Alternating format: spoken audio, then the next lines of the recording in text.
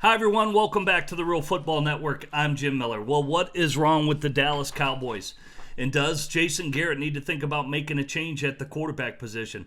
I'm not one in that camp right now. I went back and watched the entire game of the Dallas Cowboys lost to the New England Patriots. And, nothing sticks out more to me than one I charted 5 drop passes. You look at the afternoon for Tony Romo, finished 26 of 39. For only 188 yards, had the one interception when basically New England was in the prevent and Brandon Weeden is trying to push the ball down the field. Had another bad decision earlier in the first half that probably should have been picked off by Chandler Jones, but really the only forced football was the one that was picked off by Logan Ryan. Again, they're down 27-6 at that point, and you're just trying to push the ball down the field in a prevent defense. Here's what I noticed on the afternoon.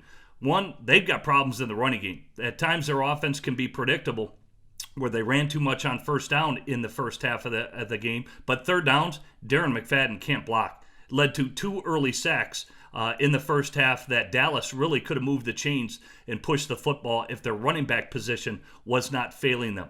Now you go back into the second half when really Dallas started to move the football. Think about 12:54 left on the clock, and Dallas was starting to move the ball, and Jason Witten fumbles on this play.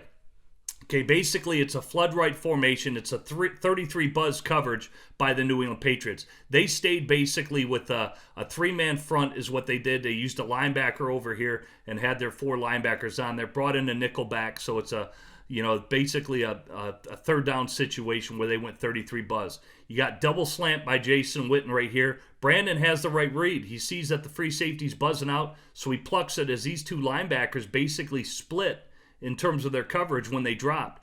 Jason fumbles the ball, and another drive killed by the Dallas Cowboys. There's going to be all type of scenarios that people are going to say, hey, you need to jumpstart the team. Brandon Weeden didn't do anything to lose this job. Again, other areas have to pick up. And I'm not saying he doesn't have to do better himself, but he also had a couple of scrambles for on third downs that led to first down situations. Probably does need to be more decisive in the red zone. He was late to Terrence Williams, which could have been a touchdown late in this ball game as well. So I think you just got to keep working it. If you make the change to Matt Cassel, could disrupt everything.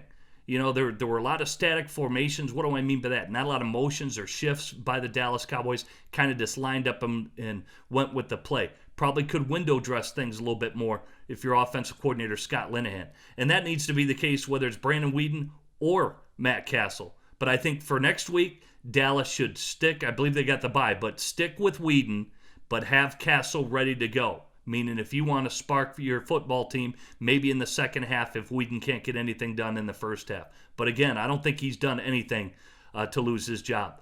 5 drop passes, I mentioned. Bad blocking by the backs on third down. And then even the Pro Bowl tight end, Jason Witten, has a turnover as well. So if I'm Jason Garrett, I'm sticking with Brandon Weeden. A lot of people are hollering to make the change already. I'm not one of them. Thanks for joining us here on the Real Football Network.